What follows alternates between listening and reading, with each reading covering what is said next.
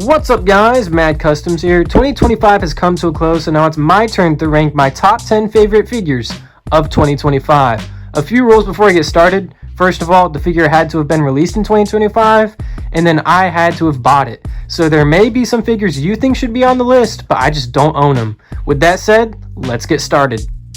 Barely making his way onto the list at number 10, I have the Marvel Legends Fantastic Four First Steps Thing figure. Now, I think the entire wave was actually pretty solid overall, but I feel like you got a little bit more bang for your buck with this guy. He's just slightly larger than your average figure, and they still packed in some solid articulation into him. He doesn't come with like a crazy amount of accessories, but they get the job done. It sucks that they didn't give him his boots and that the wash didn't continue to the back of the figure. Typical Hasbro, but this was at the point where they were still 25 bucks, so this dude's super fun to handle, and I'm glad I have him in the collection. Moving along to the number 9 spot, I have another Marvel Legends figure. This is the Punisher from the Gamerverse 2-pack with Nick Fury, and I honestly just needed this dude to replace that old crappy Punisher, the retro card one. I had that in the collection, and it was just so dated. This guy's much better. He's not black and white, but blue and white will be fine in my opinion. He's nothing crazy, but he does have a lot better proportions. He actually looks like a comic book character. Pretty good amount of accessories, articulation solid. So again, it's nothing like super ornate, but it's a good example of what Hasbro should be giving us on the regular, and they obviously don't. But we're not asking for much. He doesn't even have any crazy paint detail or shading, and I'm honestly still happy. Even when they charged, like, I think it broke down to like over $30 for this figure technically once you split the 2-pack. But I mean, I'm still an idiot. I still bought it, and I'm honestly happy. So you got me, Hasbro. And then in the number 8 spot, we have a Revoltech figure. This is the Amazing Yamaguchi Deadpool 2.5, and he's a really fun figure to handle. Except when I got him out of the package, his hips would pop out so consistently, and that's why he's so low on the list. This guy was like around $100, and that should not be happening for a figure of that price. So I had to spend a lot of time, blood, sweat, and tears into getting those hips to function properly. Sometimes being a customizer comes in handy, but yeah, I fixed him up. I shouldn't have had to do it. But regardless, the figure's awesome. Comes with a boatload of accessories. His articulation, though it's not everyone's cup of tea, I dig it. Could use a little bit more paint detail and shading here and there. And I do have like a warped sword right there, which bothers me. But all in all, I'm happy to have him in the collection. I love my Revoltechs. Moving along to the number 7 spot, we have any of these 3 NECA TMNT Ghost Brother figures from the 3-pack. And you cannot tell me that that is not some of the best action figure clear plastic goodness you've ever seen. Hasbro would never. Just look at all the different like translucent plastics they use to get this effect, and the smoky like frost they put over the entire figure to actually make it look ghost-like. Like, bruh, it's pretty dope. And once you put it in like front of some light, dude, they like really come to life. All of the line work is fairly clean. It's not perfect, if I'm being honest. They don't come with like a crazy amount of accessories, but they come with their weapons and alternate hands, and that's good enough for me. But yeah, like each of these dudes are freaking dope. Their articulation is pretty buns. I mean, they're absolute bricks. So what do you expect from that? But yeah. I know these guys are like, I don't know, $30 each kind of, and that may be a little bit pricey for some people, but they're just so unique and so freaking cool that I had to have them on the list. Swinging on to number 6, we have the Marvel Legends Daredevil Born Again Daredevil. And this may come with a little bit of bias because I'm a diehard Daredevil fan, especially that Netflix series. But I mean, it's a good figure regardless. Like, I can't lie. The articulation, pretty solid considering it's Hasbro. The hips kind of suck, and I would have loved a ball peg down here at the waist. Little bit of voice crack there. But yeah, the neck articulation is pretty nice. This setup, though it's not like insanely effective, is better than nothing. Boot swivel, definitely needed that, so that sucks. But yeah, other than that, accessory wise, pretty solid. Couple extra hands, got the batons, got a like billy club wire. An alternate head would have been pretty cool.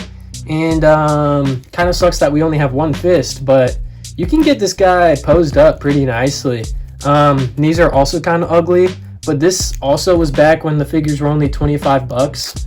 And yeah, you really can't beat that, bro. Really can't beat that. Starting off our top 5, we have the Jazzwares Halo Spartan Collection, Halo 2 and Halo 3 Master Chief 2-pack. They're pretty similar figures, so that's why I'm including both of them here. And you may be like, buddy, those are just repaints. They're not, okay? They're not, buddy. They made some notable updates, especially to this Halo 2 Chief. Like, they fixed those atrocious knees from the original figure. So, huge props to them for doing that. He has a more accurate green. He has a dry brush throughout. And he also has a wash in some places. He has all the hands you can need. Has those 2 SMGs so you can complete that Halo 2 cover pose. Looks super dope. And then we have Halo 3 Master Chief over here, which was a great opportunity for those who missed out on the original release because the distribution on that was horrible. But yeah, this guy's a beauty. The assault rifle is a joyride weapon. It didn't actually come with the figure. But yeah, he also has a dry brush and then a wash throughout. And comes with plenty of accessories. And dude, just, I mean, come on, man. Look at that chrome visor. That's just so dope. Yeah, man, for $20 a pop, it's unbeatable. Oh yeah, and their package, bro. The package that these came in, the like blister cards, chef's kiss. They look so dope. Nostalgia. Absolute nostalgia from these two guys. So they had to make the top 5. And to my surprise, at number 4, we have a G.I. Joe figure. Like, I'm not a G.I. Joe fan, bro, but this dude was freaking dope. I had the original B.A.T figure, and it was awesome. But this guy improved on the original release in every way. Like, look at that silver paint on the arms, and then the wash also. Like, you never see that in the Marvel Legends line, bro. He has plenty of accessories as well. Has some blast effects. And all these extra hands and parts in the backpack. He has a gun right there. You can swap out his head and chest to make it battle damaged. And like the classic color scheme is just beautiful. I really don't have any complaints with this figure. The articulation is fantastic as well. He did cost $28, but I think this is one of those figures from Hasbro that's actually worth that money, bro. Not to mention, it came out on the beautiful retro card, and I'm always a sucker for those, so yeah, man, he takes the number 4 spot. And taking the podium at number 3, we have any of these NECA 2012 TMNT Turtle figures. They are freaking awesome. I don't have Raph yet. He's coming in the mail, by the way. But yeah, they look like they jumped straight off the screen from the show. The sculpt on them is just impeccably accurate. The paint detail is stunning. Like, just look at Mikey's freckles right there, man. Wild. The accessories they come with are like everything I could ask for. I can't think of anything else I would want. And then the articulation is pretty solid considering the character design, man. There are like small nitpicks you could have. Like, I wish this Leonardo figure came with a head with normal eyes. I wish the paint didn't chip on the knee and elbow joints. But dude, like, I really can't complain any more than that. Like, I know they were $38, but they're well worth that $38, man.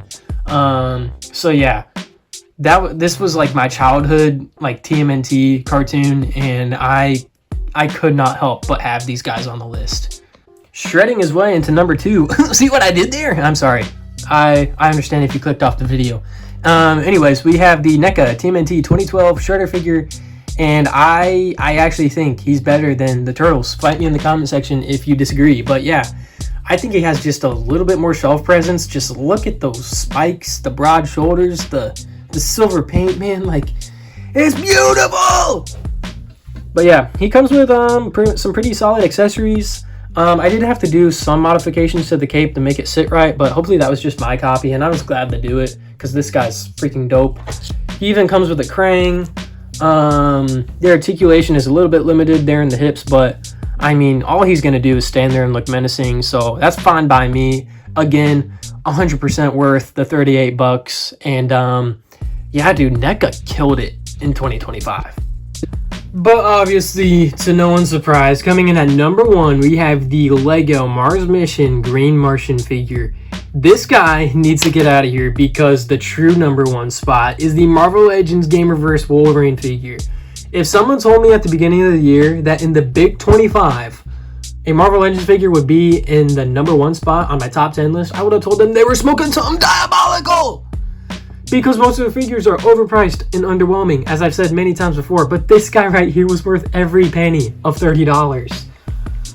Like, in all honesty, I think this is the best Marvel Legends figure Hasbro has ever produced. At least on the comic book side of things. And let me present my case. Let me get a little bit sophisticated here.